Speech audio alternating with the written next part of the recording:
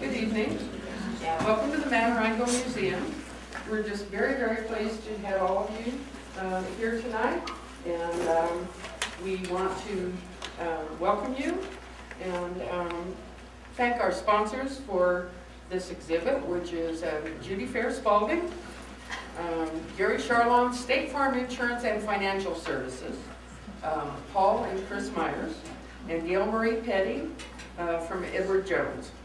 So if you see them, make sure that you say hello and tell them how much you appreciate them sponsoring our exhibits. And now it's my very great pleasure to introduce you to our amazingly talented artist, Irena Kononova.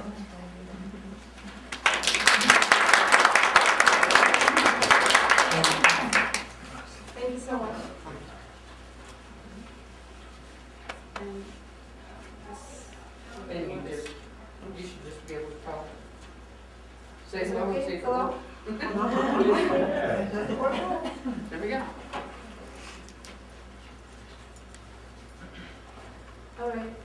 I also would like, first of all, to thank all of you for coming and for your interest and your support. And today I would like to share with you some reflections upon certain aspects of my work. The interesting thing happened to me when I was contemplating composing this presentation. Somehow the image of the city where I was born kept resurfacing in my memory. I was going back and back to that place, which is St. Petersburg. So, although I don't really visit Russia that much, but I realized that being born and raised in this place really influenced certain tendencies and themes in my art. So throughout this talk, I will be coming back continuously to this environment. But so you can see actually some of the sites. But actually, as an artist, I was formed in this country. Yes, I went to the Pennsylvania Academy of Fine Arts. It's a beautiful front-fullness building, and we were lucky our year at school because we were still having classes in the museum. Right now, they don't have students, they don't teach in classes in this building anymore, completely dedicated to the museum, but we were there, so it was nice. And there's a poster of my work there that they printed for the publicity of the Academy. And so I did this figurative work for a while. And speaking of which, I was offered an opportunity to do a very large project for a pharmaceutical company. They wanted a narrative figurative piece that was quite exciting for me to do because they're quite large. And I had to work, I found a studio that could actually house these paintings in a 17th century barn. And it was a little bit of a challenge. If you know the Philadelphian climate, you can understand that, it's pretty cold and in the winter pretty hot during summer, but I'll manage. And I especially enjoy doing this very long landscapes. It was really like walking in the landscape, literally, just, it's almost 40 feet of landscape. And that went on another wall. Yeah, this, how it looks more or less installed. Unfortunately, 10 years ago, I didn't have digital cameras, so these are just, digitized images from slides, so I didn't have great images for that.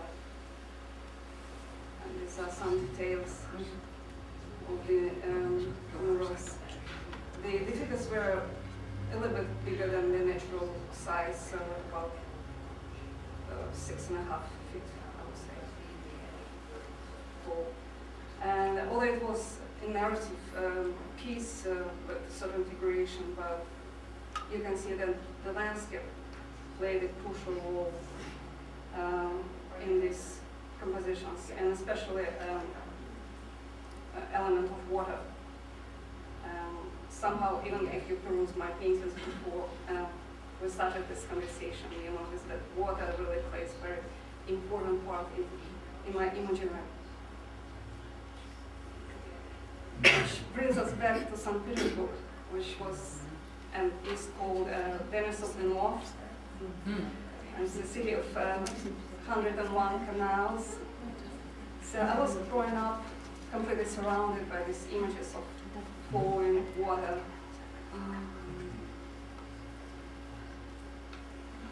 And I'm incorporating it in my art very often.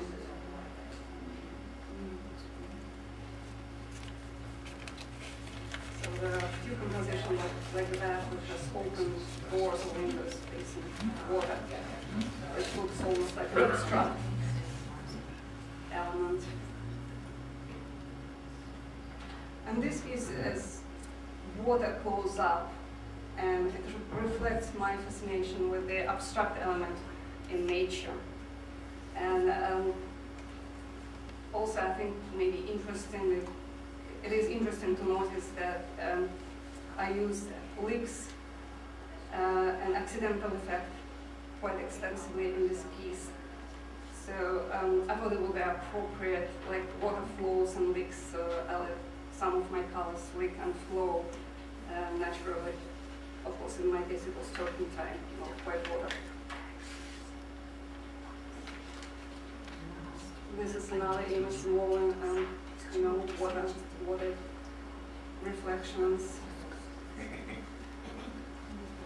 And even this shells also relates to the life of water and life of the sea. And this piece also, I think, shows my interest in receding space, in using devices like perspective to invite the viewer to travel deeper into the pictorial space.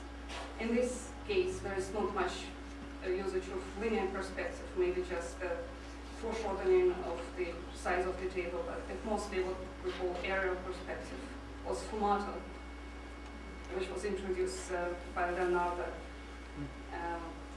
and stipulates that moment colors advance illusionistically close to us, and the cooler colors recede.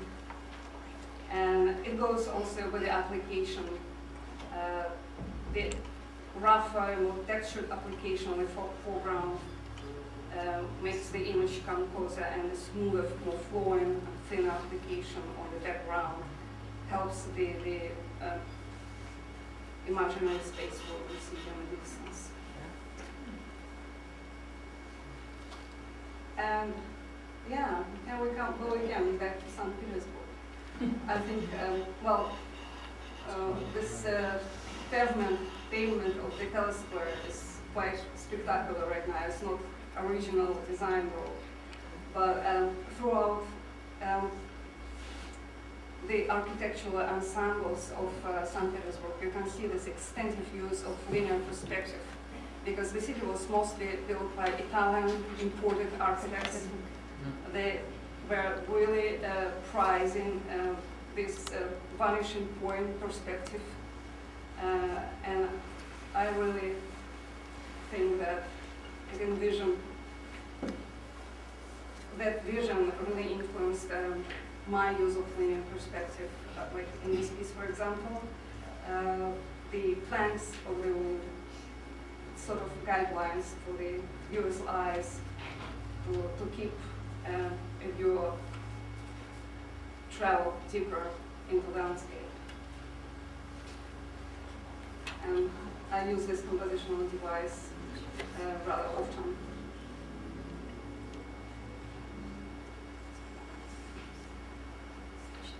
Something like that.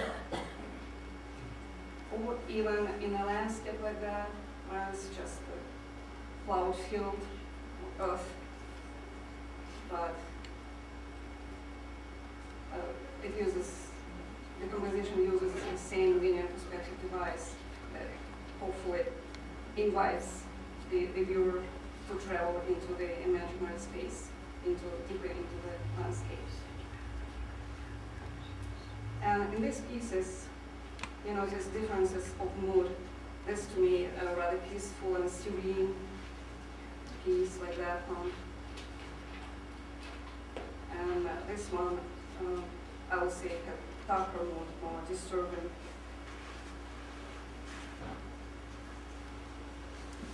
And here we go again. Majority of people know St. Petersburg as a beautiful city of palaces, of incredibly beautiful architectural ensembles, but it's also a city of green tenements described in the novels of Dostoevsky. And I'm quite fascinated by trying to capture the later. I rarely use any references for my paintings, but there are a couple of almost biographical paintings. And here, on the left, there is an image, a photograph that I took during my last visit to my city. And actually, I was apartment shopping or whatever. I was thinking about finding an apartment there. And it was this beautiful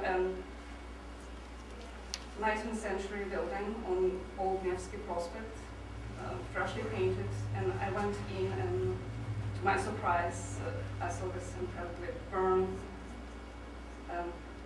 entrance hall with the remains of some gilt on this wrought iron, beautiful wrought iron banisters. And I also heard, when I was standing there transfixed, I heard the sound of the elevator coming. And the elevator gauge was also completely burned and almost baroque with this burned wrought iron decorations. But there were people there, people living there. And so in any case, I opened this space in my painting, which I do quite a bit, just open it into some beautiful natural environment. That's another example of opening the doors.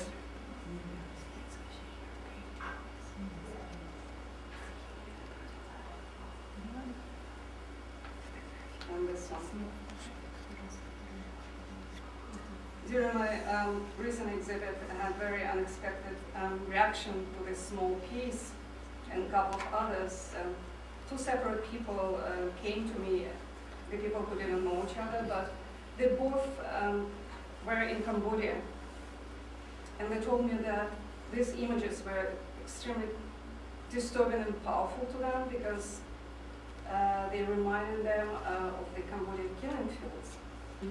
And I was somewhat shocked because, my piece, I see it rather as a hopeful piece because there is a light literally at the end of the tunnel. And but then upon the reflection, we realized actually together that the provenance, yes, it's the same because what they did in Cambodia, they used the former official buildings, especially schoolhouses, to intern people there, to imprison people there. So, but I was, quite interested by that remark. But still, St. Petersburg mostly for us, the city of palaces, beautiful squares, and wonderful museums, and of course Hermitage. Hermitage, I spent so much time there when I was a little girl. It used to cost just 10 kopics, like less, than 1 cent for a student to get into the museum. So sometimes I even teach school and spend the whole day there. And they have wonderful collection of Rembrandts, one of the best in the world, maybe second only to Rijksmuseum in Amsterdam. And I remember spending a lot of time looking at Rembrandt,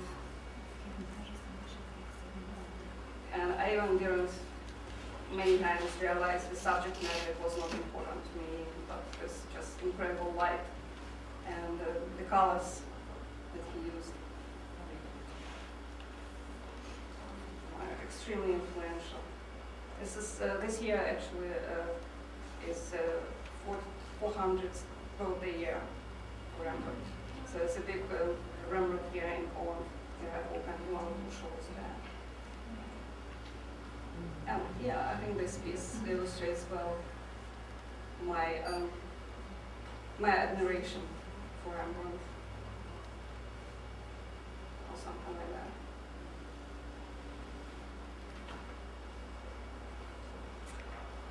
Also, believe it or not, I actually painted one piece, which is on the right, that was completely influenced by a certain painting by Sheba Bebe, which is in Louvre, and particularly exactly the detail of her garment.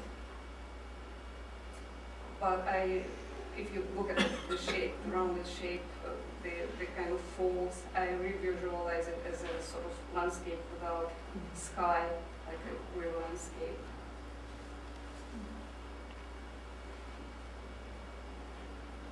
Or something like that, I think shows in the application and in textures on the right, shows some strong influence of the Dutch master. Yeah, this is the fragment of probably one of the most beautiful Rembrandt's paintings, the Jewish Bride, the fragment of the sleeve. And Rembrandt actually and his school were probably the first painters to realize that not all the surface of the painting should remain smooth, that there is great artistic value to be derived from the difference of application and texture. For example, they usually, even before Rembrandt, Dutch Caravaggist like Honthorst were painting a light of the candle, for example, and they put some impasto, thicker layer of white paint to make it shine more, because when the natural light hits differences in textures on the canvas, it produces different sparkling effect. And of course, Rembrandt pushed this approach to the extremely beautiful limit. Sometimes his critics during Rembrandt's time used to tell, as sort of mocking remark, that you can pick up Rembrandt's portrait by the nose. But yeah. And it's the whole piece and this fragment that you've seen before. So somebody told me that my paintings are all about light, and I kind of agree. I think it is mostly about light, and textures and colors are just vehicles to carry this light to the viewer. So for me, it was especially interesting and rewarding to be here in this very different light from the 40 lights to which I am accustomed, because the desert light is something completely different. So here I am. I travel from one foggy and watery place to another watery and foggy place. This is a view from my studio in San Francisco, Hunters Point, which is former naval base, which now houses one of the largest art communities in this country, and definitely the largest community of artists on the West Coast. We're about 300 there. And on the better day, through another window, you can see downtown San Francisco and the port. So on this sunny note, I would like to conclude my presentation.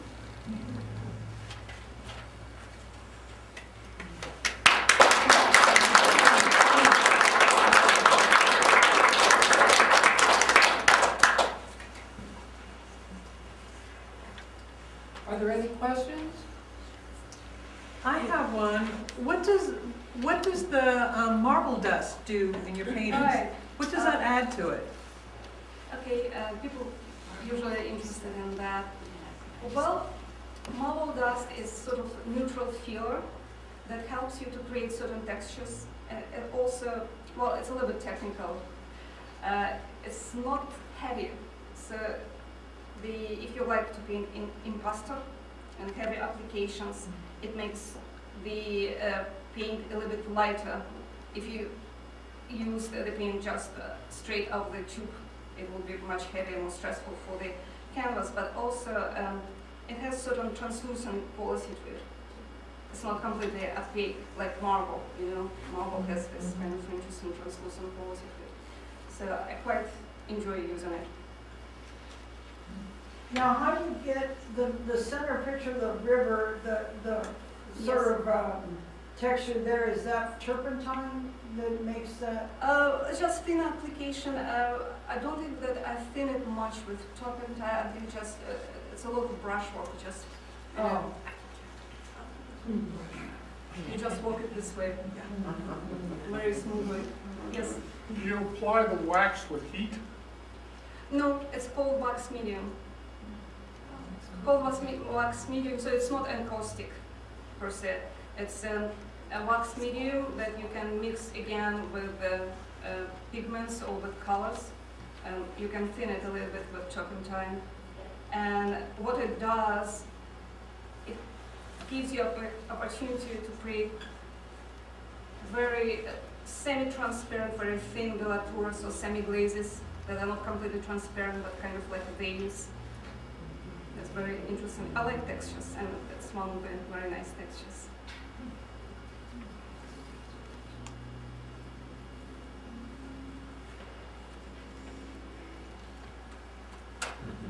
Anything else? When did you start painting? As a child, I was about 11 or 12. Well, I painted before, but sort of professionally. I went to the school for art school for children. I was 11 or 12. Was that part of the public school system, or was it a separate? No, you know, in those days it was in Russian, so in those days everything was public, governments, also the states sponsored, yes. But we had wonderful teachers, so it was quite a good experience, and we had real classes. We didn't have just one teacher, but we had composition, drawing, painting, sculpture, and art history, and all different teachers for that.